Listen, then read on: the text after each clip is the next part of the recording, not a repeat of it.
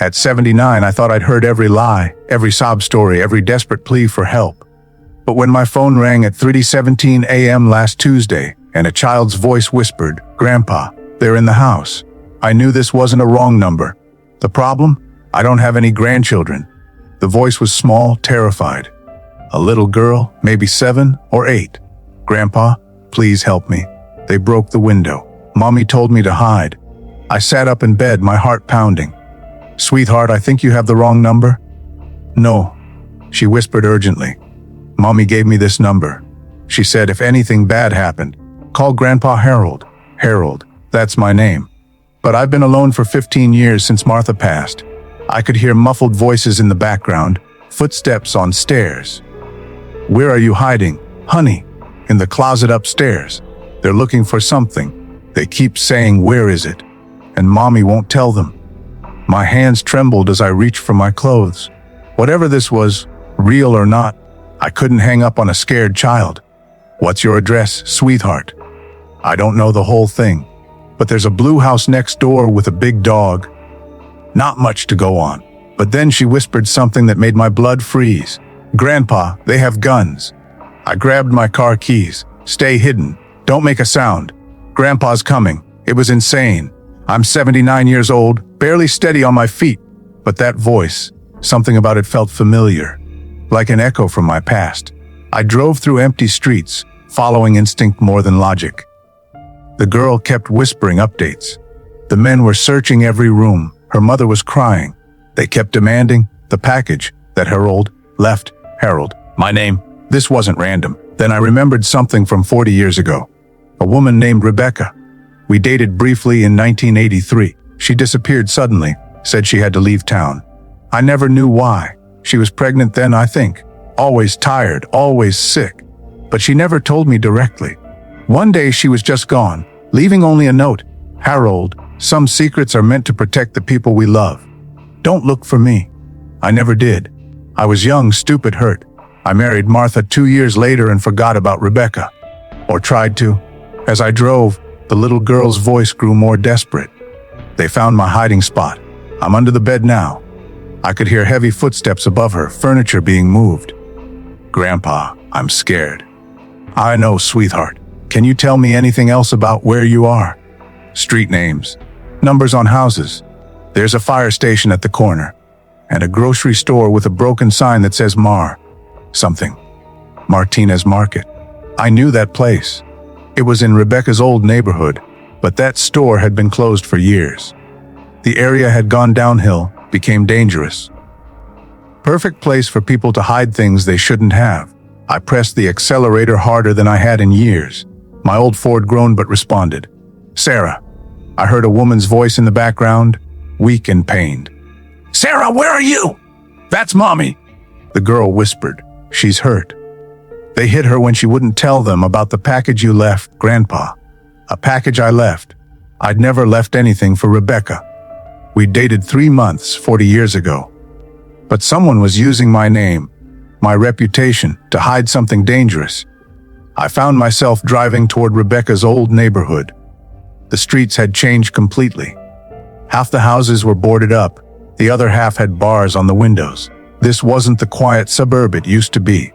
"Sweetie, can you see anything from your window?" "There's a red mailbox across the street. And a big tree with a swing." I knew that tree. I'd pushed Rebecca on that swing once, a lifetime ago. We'd talked about having children someday, about growing old together. She'd laughed and said I'd make a great grandfather. The memory hit me like a punch to the chest. I pulled up to the house just as police sirens wailed in the distance. Someone else had called 911. Through the window, I saw shadows moving, flashlight beams. Then suddenly, silence. My phone buzzed. The little girl again. They're gone. "But Mommy's hurt bad. She's bleeding. The police are coming, sweetheart. You're going to be okay? Grandpa, will you stay with me until they get here?" Of course.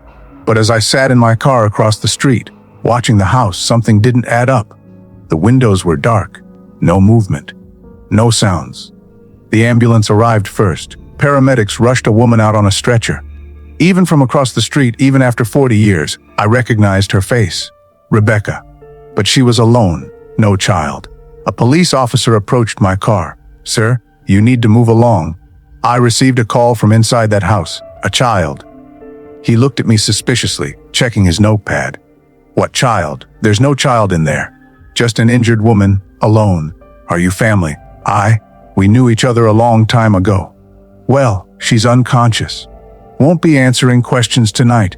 He walked away, but something in his tone bothered me. Like he was hiding something. Or didn't believe me. My phone rang again. Same number. Grandpa. The little girl's voice was fainter now. "Why did they say there's no child here?" My blood went cold. "Sweetheart, where are you now?" "I'm still here. But I think something's wrong with me. I feel funny, like I'm floating." The line went quiet except for static. When her voice came back, it sounded different. Older, sadder. "Grandpa Harold, I need to tell you something Mommy never could. I'm listening. My name is Sarah Mitchell. My mommy is Rebecca Mitchell. She used to be Rebecca Turner when she knew you, Mitchell. Not a name I knew. She must have married someone after leaving me. She never told you about me because she was scared. The man she married after you, he was bad. Really bad. He got involved with dangerous people." I gripped the phone tighter. "Sarah, where are you?" "The police said no one else was in the house." "I know. That's because I'm not. I'm not there the way other people are there. Grandpa, I died 3 years ago." The words hit me like ice water. "What? Car accident?" "I was only 8.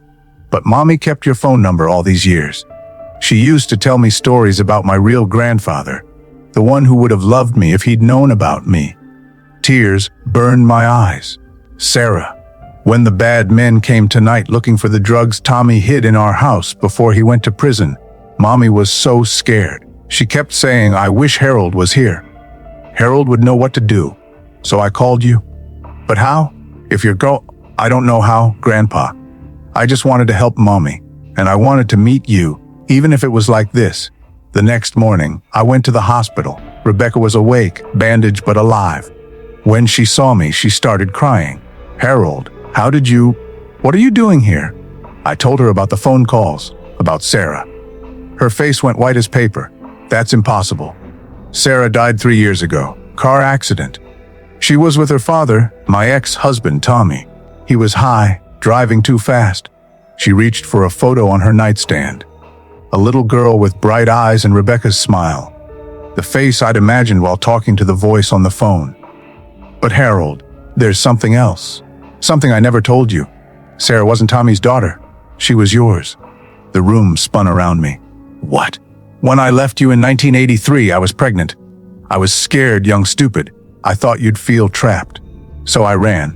I met Tommy a few months later, told him the baby was his. He believed it." I stared at the photo of Sarah, my granddaughter. The granddaughter I'd never known existed. She always asked about her real grandfather. I told her stories about you. Made up stories about how kind you were, how you would have read her bedtime stories and taken her fishing.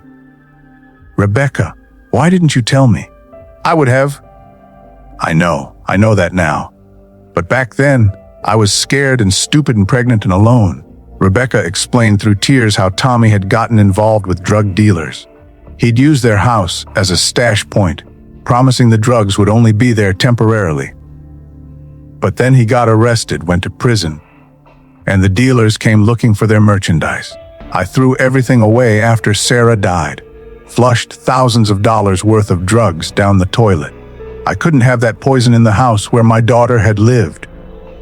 That's why they came last night. They've been threatening me for months. Tommy told them from prison that Harold had the stuff. He knew I talked about you, so he used your name to buy himself time.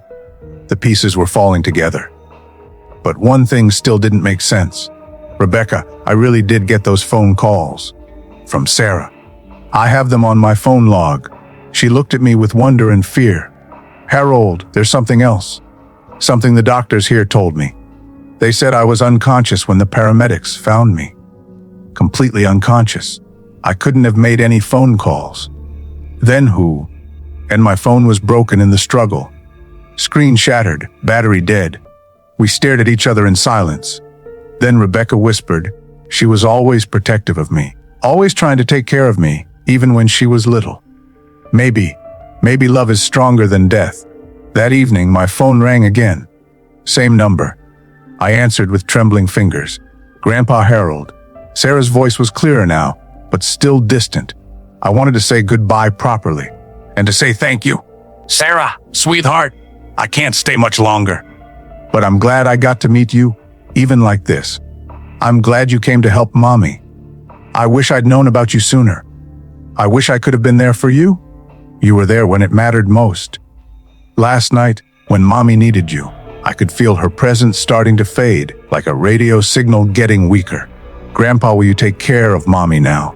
She's been alone for so long. I promise. And Grandpa, I love you. I always did, even before I knew you. The line went quiet. But just before it disconnected completely, I heard something that made my heart nearly stop. A child's laughter, happy and free, fading like an echo. I never heard from Sarah again, but I kept my promise. Rebecca and I slowly rebuilt what we'd lost 40 years ago. She moved in with me 6 months later. We were too old for romance, but not too old for companionship, for shared grief, for the family we should have had. Sometimes, late at night, I think I hear my phone ring. But when I check, there are no missed calls. Rebecca says it's probably just my imagination. But I know better. Sarah is still watching over us, making sure her mother is safe, making sure her grandfather keeps his promises. At 79, I finally became a grandfather to an angel who saved her mother's life and gave an old man a reason to believe in miracles. The phone company investigated the calls at my request. They found no record of them in their system. The number doesn't exist, never did exist. But I know what I heard. I know who I talked to. And sometimes that's enough. Sometimes love really is stronger than death, and the bonds of family stretch beyond the grave. My granddaughter called me when her mother needed help most. She reached across whatever separates the living from the departed and found a way to bring us all together. In the end, that's what family does. They show up when you need them most, no matter what stands in their way, even death itself.